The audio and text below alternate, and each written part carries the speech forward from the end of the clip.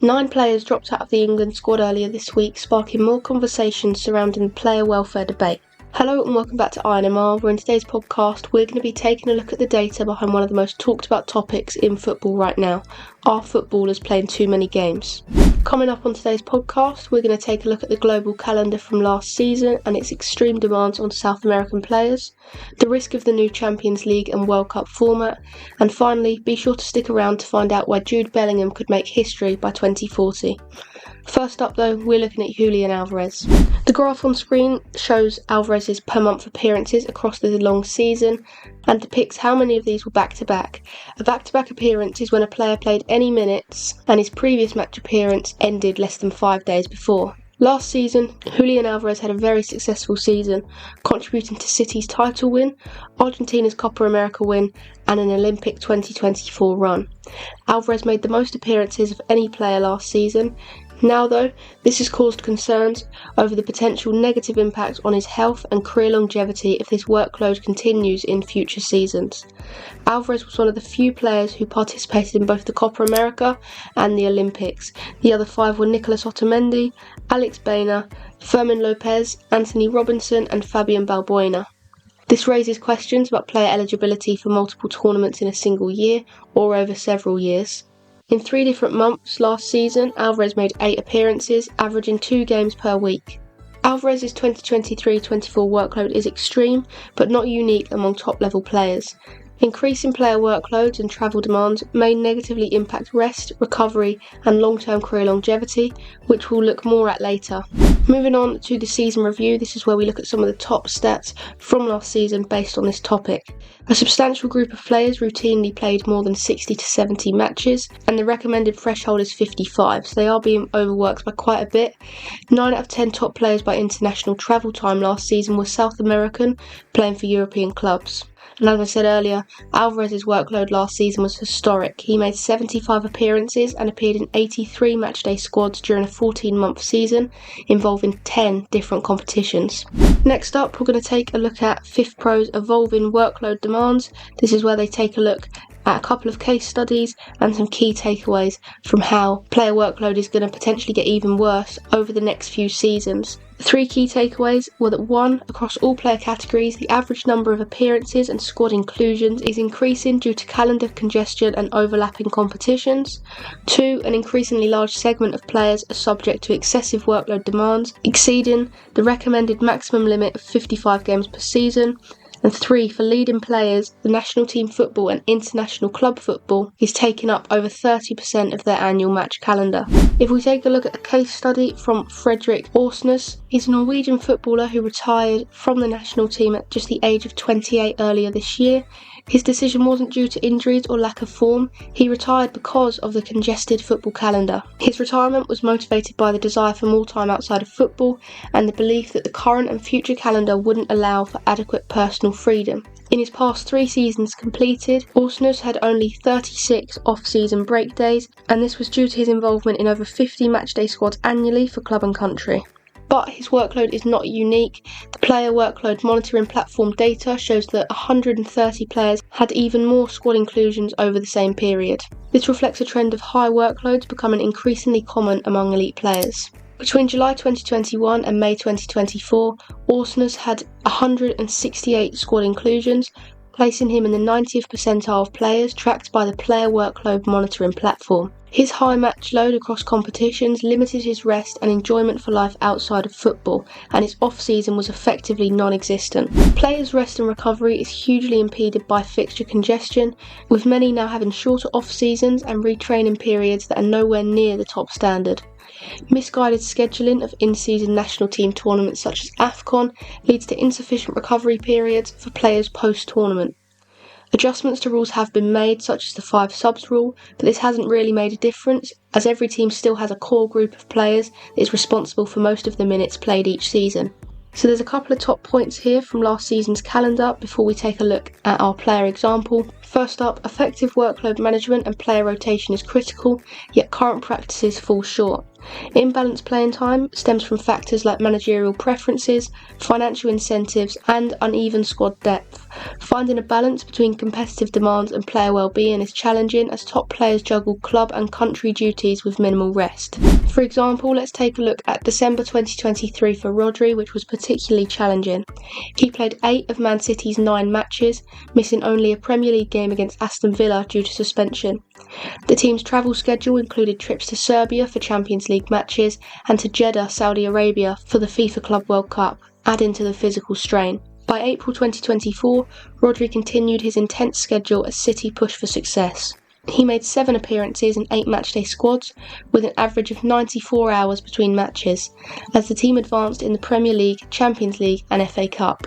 Rodri's total for the season included 72 matchday squad inclusions, 66 appearances and over 6,000 minutes played, with 36 back-to-back appearances and an average of just 127.7 hours between games.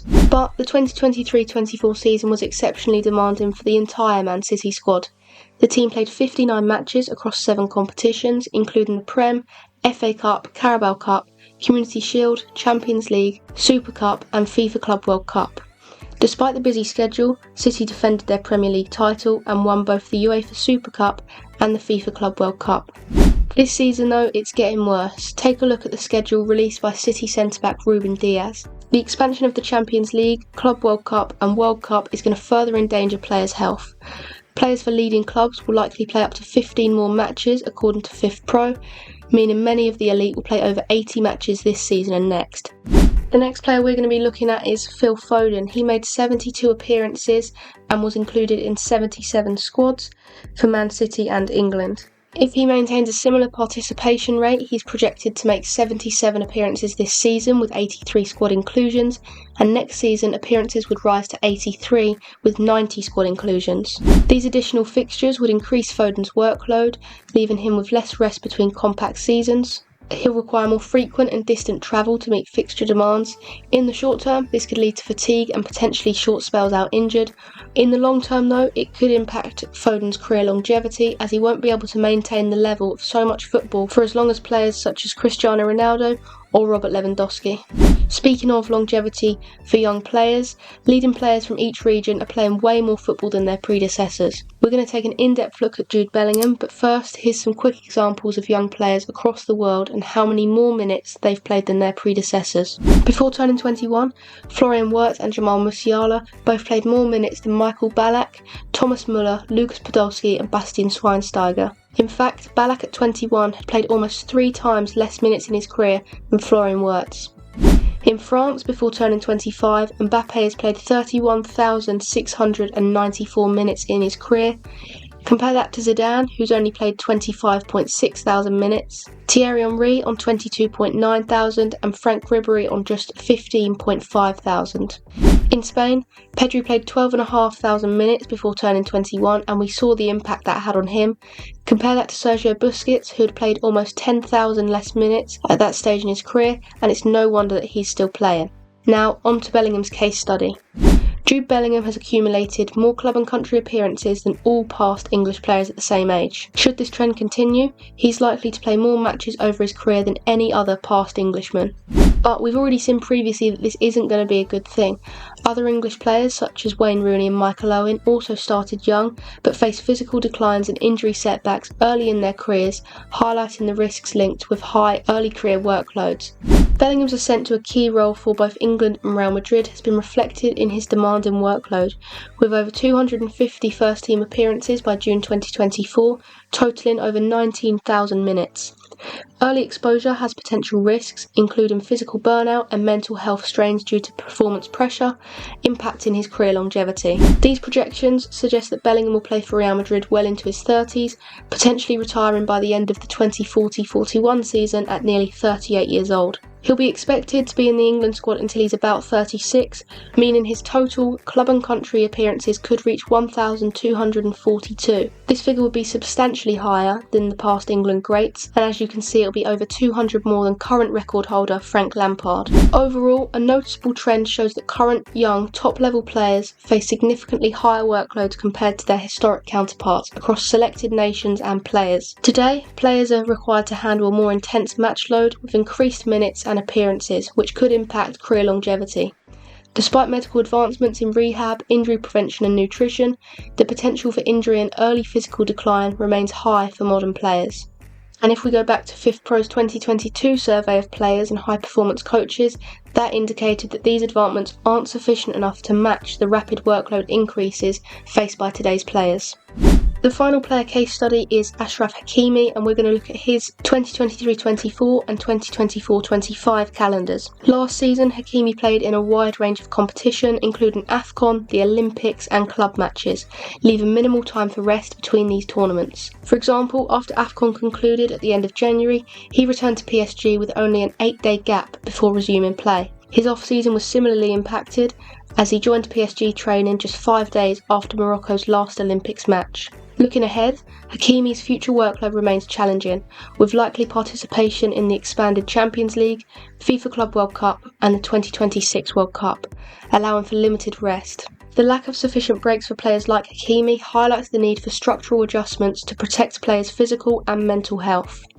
A study by Dr. Steve Den Hollander and Professor Dr. Vincent Gutbage investigated the relationship between match workload, international travel and injury risk among elite male footballers in top European leagues, so that's the Bundesliga, La Liga, Ligue 1, Premier League and Serie A, during the 2021-22 and 2022-23 seasons. The research highlighted several key findings. First, injured players experienced significantly greater match workloads in the 28 days before their injuries, with increased appearances, reduced rest days and more critical zone matches, which is back-to-back games with fewer than 5 rest days. They also found that injured players faced higher travel demands, with more hours in flight, longer distances covered, and frequent time zone crossings. Finally, hamstring injuries. Higher match workloads and travel were strongly linked to hamstring injuries. The study calls for a rebalanced football calendar, emphasising reduced back-to-back games and adequate rest periods, including off-season breaks without international travel.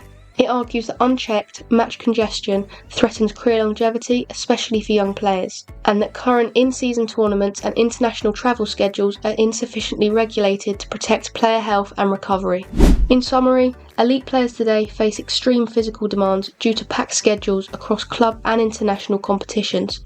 The intense workload is linked to rising injury rates and career-shortening risks, as shown by cases like Julian Álvarez and Jude Bellingham.